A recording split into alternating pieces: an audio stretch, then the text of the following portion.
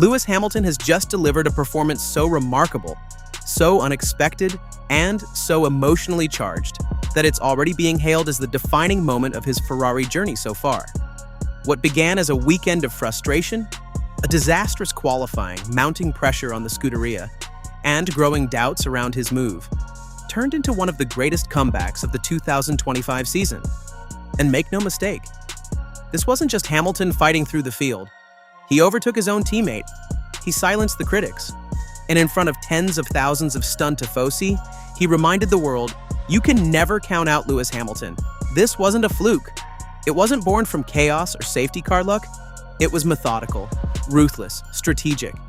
And it left Ferrari, and especially Charles Leclerc, absolutely speechless. But before we break down how Hamilton turned despair into dominance, do us a favor. Smash the like button, subscribe if you haven't already, and stick around until the end. Because this race wasn't just about positions. It was about pride, power, and a statement to the entire grid. Lewis Hamilton is far from done. Let's go back to the start of the weekend. Friday looked promising. The SF25 seemed balanced. Both Ferrari drivers reported good pace in FP1, and Hamilton even hinted at genuine progress. But then came Saturday, and it all fell apart.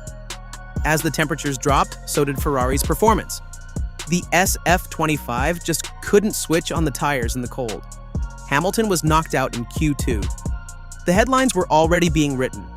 Was this the beginning of the end for Lewis at Ferrari? But Sunday told a very different story. Hamilton didn't just recover, he engineered a comeback. One pass at a time, one lap at a time, with surgical precision. He didn't panic, he didn't overdrive. He played the long game, and it paid off in spectacular fashion. Every move was deliberate.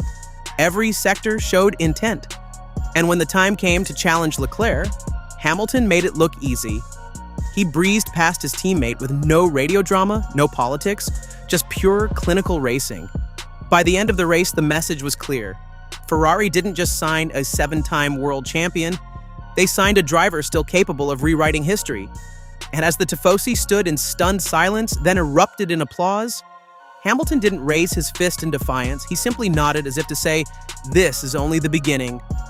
Ferrari failed. They failed to get the tires into the right operating window when it mattered most. And in front of their home crowd, both Hamilton and Leclerc were eliminated in Q2.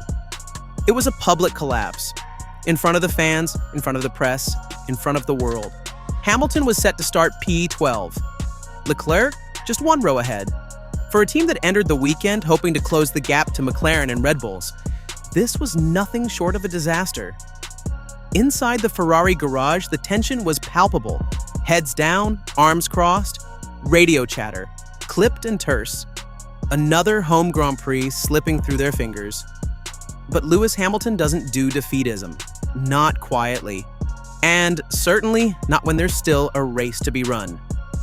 When the lights went out on Sunday, Hamilton wasn't just racing for points. He was out to rewrite the story. From the very first lap, he looked like a man on a mission.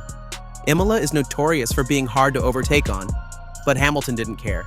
Every opening, every inch of track, he took it. Clean, aggressive, precise, no contact, no hesitation. Within 10 laps, he was slicing through the midfield with surgical precision. Meanwhile, chaos unfolded up front. Verstappen launched a bold move into Tamburello to snatch the lead from Oscar Piastri. McLaren found themselves caught in a strategic web. A slow pit stop for Piastri derailed their undercut attempt, and the tone of the race changed. Opportunities were coming, but only for those ready to seize them. Hamilton wasn't in podium contention early on, but he stayed calm. His tire management was flawless. He extended his medium stint just long enough, while others faded. Then came the twist. Sebastian Vettel, out with a mechanical failure. Virtual safety car deployed. Ferrari pounced. They repositioned Hamilton on strategy. And suddenly he was just outside the top 6. A few laps later, it exploded again. Kimi Antonelli's engine failure. Full safety car, lap 46. The field bunched up. What followed was a 10-lap sprint to the finish. Verstappen was vulnerable. The McLarens were edgy. And Hamilton? He was licking his lips. When the safety car peeled in, he went to work. He pounced on Alex Albon with confidence, caught him on the run to Rivazza, forced a mistake, and swept through. Then came the real shock. He started hunting down Charles Leclerc. Leclerc, the golden boy, this was his track, his home turf. He had always outqualified Hamilton here, but now he had no answer. Hamilton found grip where there should have been none. He used the DRS when it mattered. He placed the car like a scalpel. No fuss, no fight. And when he passed Leclerc cleanly, decisively, you could feel the shift. The look on Leclerc's face in the post-race debrief said everything. He hadn't just been outdriven, he'd been passed by his teammate at Imola. Hamilton finished P4, his best Sunday result of the season. And he did it from 8 places behind Leclerc on the grid. This wasn't just a race, this was a message. To the paddock, to the team, to the fans, and then came the gut punch. Hamilton stepped out of the car, waved to the crowd, and said, that one was for them. The Tifosi, they deserved something today. You could hear the roar from the stands. It wasn't just support, it was relief. Hamilton had given the fans a reason to believe again. And he did it without strategy games, without safety car luck. He earned every single position. So, what does this mean for Ferrari? First, it puts pressure inside the garage. Leclerc has long been the face of the team. But now Hamilton is showing that even in a car he's still learning, he can outperform when it matters. Who leads development now? Who gets priority in tight races? Ferrari will have to answer those questions, and soon. Second, it gives Hamilton momentum. With Monaco and Barcelona next, circuits where confidence is everything, this comeback could be the shift he needed. This felt like the moment he stopped being the new guy and started being the leader. And finally, it reignites belief that this project, Ferrari and Hamilton, F1's most iconic team and its most successful driver, might still have magic left to unlock. But for that to happen, Ferrari must deliver. The strategy has to be sharp. The brakes must work. The upgrades must come. Because now that Hamilton's showing what he's capable of, there are no more excuses. But what about Charles Leclerc? Should he be quietly concerned? Not just about this result, but about the broader shift in Ferrari's internal dynamic? For fans of the Scuderia, this race will stir conflicting emotions. Pride in Hamilton's unshakable determination, but also a creeping concern. Because this wasn't just about points or positions. This was about presence. And in Imola, for the first time, Hamilton didn't just join the team, he led it. It's a complicated feeling.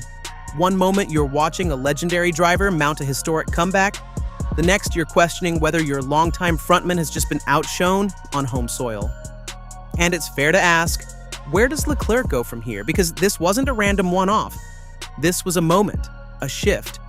Hamilton sent a message, not just to the fans or the grid, but within Ferrari itself. He showed that if the team can click, if the car evolves, if the chemistry strengthens, then maybe, just maybe, this dream pairing of experience and raw speed can finally align instead of divide. And that is Ferrari's real challenge now. Can they harness this? Not just manage it, but build from it? Because what happened at Imola wasn't a win on paper, but it might have been something even more valuable. A launch pad, a moment that says, we're still in this. We're not passengers. We can adapt. We can respond. We can disrupt the expected order. With Monaco next, where margins are razor thin, and Barcelona just around the corner, Ferrari's window to strike is opening. McLaren's form, undeniable. Red Bull, still the benchmark, but no longer untouchable. This is a championship that can be influenced, but only by those who are willing to risk, willing to push, willing to keep their foot down when others lift. And make no mistake, Lewis Hamilton isn't lifting. He's pushing. He's clawing. He's finding performance where none should exist. He's reminding Ferrari and the world what belief really looks like. Not in slogans, not in speculation, but in pure, relentless action on track. So stay tuned, because if Imola was the turning point, the first spark of something bigger, then this story is just getting started. And if Ferrari can give Hamilton the tools and he keeps delivering drives like this, then 2025 might yet become one of the most unpredictable, unforgettable seasons we've seen in years. Comments below. And once you're done, don't forget to click on the video that's popping up on your screen right now. And don't forget to subscribe my channel.